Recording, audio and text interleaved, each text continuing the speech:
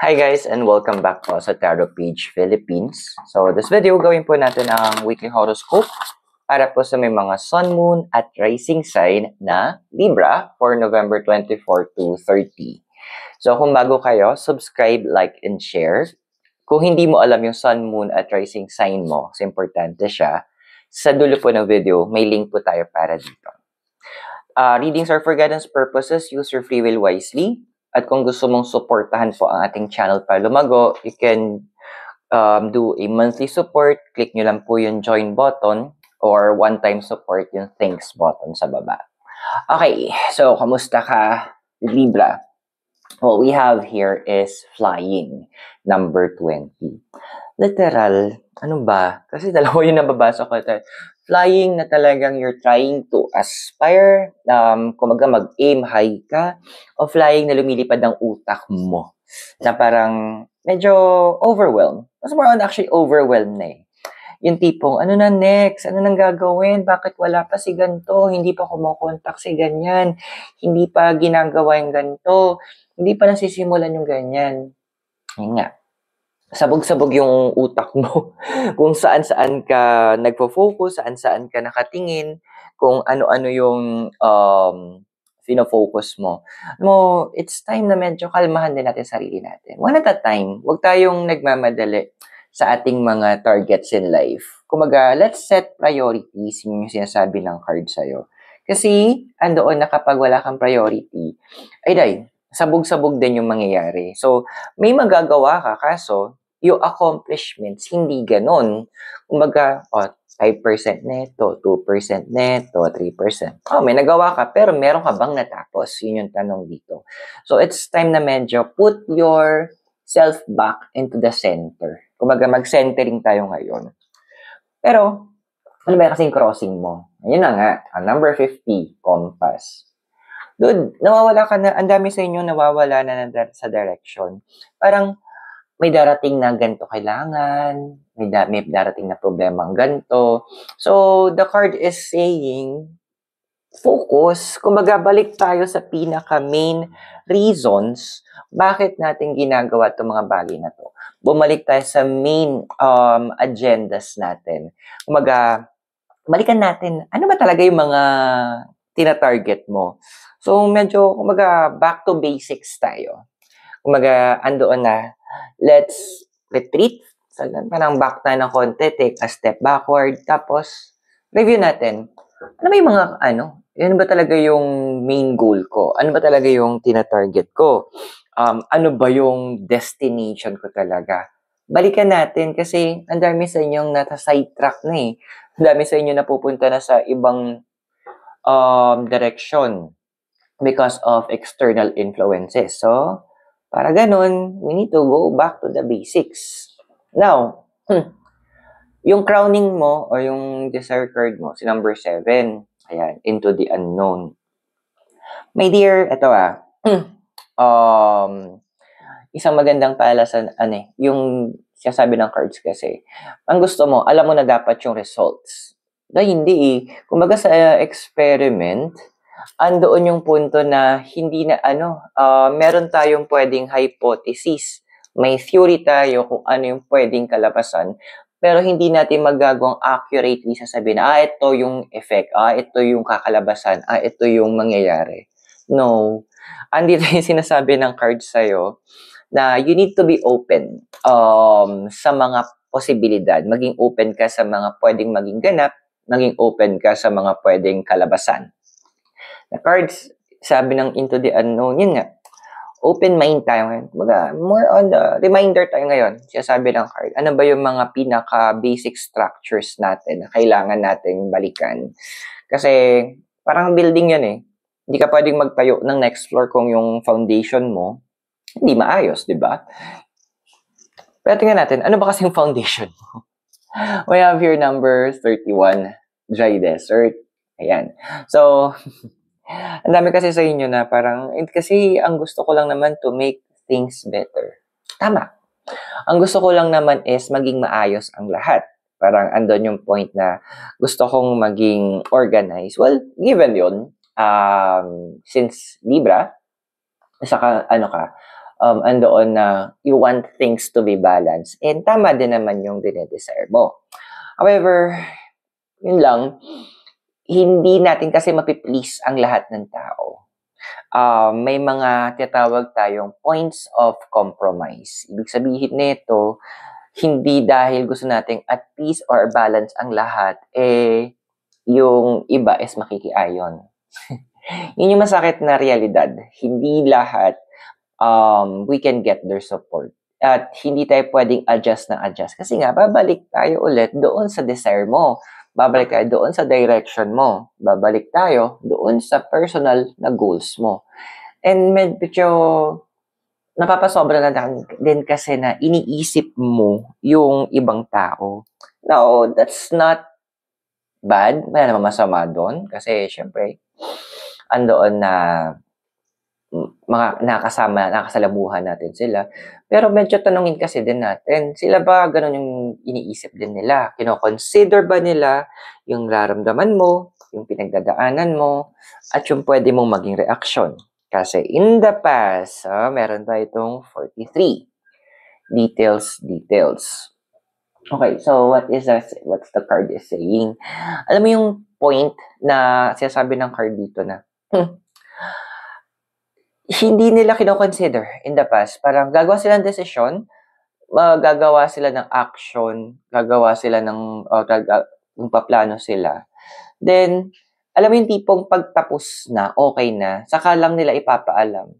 Ngayon, mas malala pa, yung karamihan sa inyo, saka nyo lang malalaman. Hindi, yung tipong hindi pa nila intention ipaalam na, ito pala yung naging desisyon namin, ito pala yung balak namin, o ito yung gusto namin. Ikaw parang, Iwan ka na lang bigla na parang, bakit hindi ako na-involve or na-inform? Hindi naman lang ako nahingian ng information o ng update. Bakit ganun? So, hindi naman sa gumaganti tayo, pero andun yung punto na sinasabi kasi ng cards na matuto na tayo sa nakaraan. And it's time na hindi naman siguro masama na unahin mo yung mga life goals mo. Total, invest ka na ng oras, ng panahon sa kanila. It's time that you take care of yourself at this point. Why? Kasi, in the future na ikaw, we have your number 2, gentle gardener. Literal. Sarili mo muna.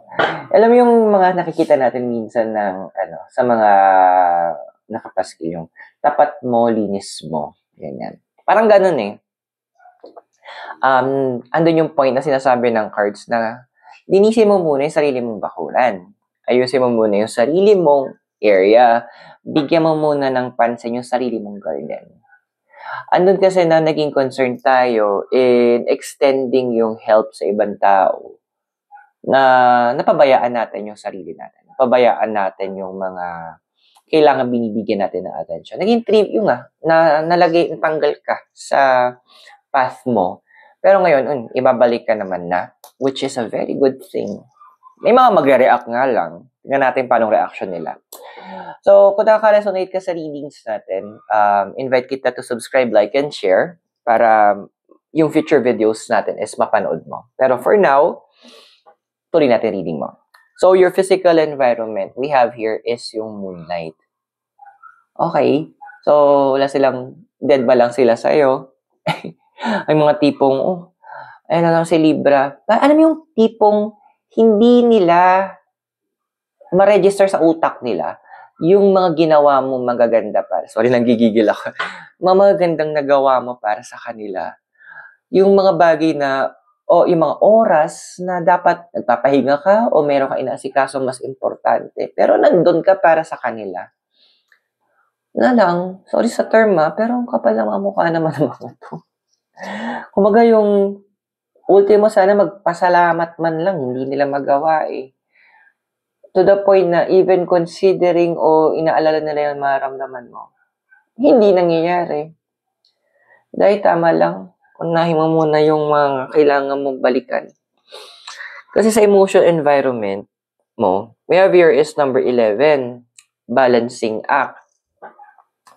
My dear, hindi sa lahat ng oras, kailangan balance. Ito na yun as a Libra. Kasi minsan kailangan mong sobrahan para maitama yung mga ibang bagay. Para kunyari, sabihin natin na constipated, o sobrahan mo ng tubig, sobrahan mo ng gulay, para malinis agad yung tiyan mo. Parang ganun.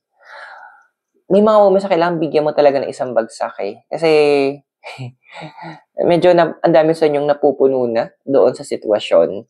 Parang andoon lang na pinapakalma nyo yung sarili nyo. Hindi ako magtataka one of these days. Bibigyan nyo ng isang bagsak to mga taong to. Magsasalita ka. Then, hindi ako magtataka na andoon na bigla kang lalayo. Oo, magmumukha ka masama sa kanila. Okay lang yun. Kailan ba lagi mabuti yung tingin nila sa'yo? Ang purpose lang naman, tingin nila sa'yo is paano ka nila magagamit, paano ka lang mapipiga eh. Paano sila may mahihita mula sa'yo. Which is so wrong. Ngayon, sa hopes and fears mo, we have here is the number 26. Deep freeze. Alam mo yung... Sorry, may nagsabi nun eh, parang magbabago ba sila? Ang sagot ng isang napanood ko, oo, magbabago sila, pero madalas hindi na ikaw yung dahilan. Madalas hindi na ikaw yung nandoon para magising sila at para magbago. Yeah, sometimes letting go is very important eh. Sometimes, yung pagbitaw, yun yung best option. So, sometimes ito na yung moment, yes, you're hoping na at one point na maintindihan nila yung ginawa nila, andoon na magkaayos ulit. Pero sorry yung mga tao talaga na sabihin natin, ganun kakapal yung kalyo ng mukha nila. Kaya minsan kailangan mo silang bitawan para ma-realize nila na wala sa kanila at hoping tayo na one of these days, meron tumulong para magbago sila. Mabigyan sila ng rason para magbago. Kasi, sa future mo naman, we have here is number 8, come together. Alam mo, eto yun eh. Yung isang kasabihan na, isang kamay na nakasara is hindi pwedeng tumanggap. Na kailangan bitawan mo kung anong hawak mo para maging bukas palad ka. Yes, sa pagbitaw mo sa mga taong to, sa paglayo mo sa kanila, sa pagbigay mo ng espasyo na kinakailangan, kasi kailangan mo din, doon nila ma-realize yung importansya mo. Pero, sa iyong pag-iisa, hindi papayag ang universe, di ba? May papadala siya. Mga tao na kayang intindihin, kaya kang i-appreciate, kayang bigyan ka ng pahalaga. Which is yun yung matagal mo nang hinahanap. Yes, magsa-start over ka ulit, pero maganda dito, pag nag-start over ka ng mga connection mo, ng mga friendship mong to, andoon na magsisimula ka ulit, pero kapantay mo na ng energy ng mga taong to. Supportive. Siguro yung pinakamagandang masasabi ko. So I hope nakatulong yung readings. Those are for guidance purposes. Use your free will wisely. At kung bago kayo, subscribe, like, and share. So maraming salamat. God bless. Namaste. Hare Krishna and blessed be. And hope magkita tayo soon. Mula po dito sa Baguio City. Have a great day. Bye for now.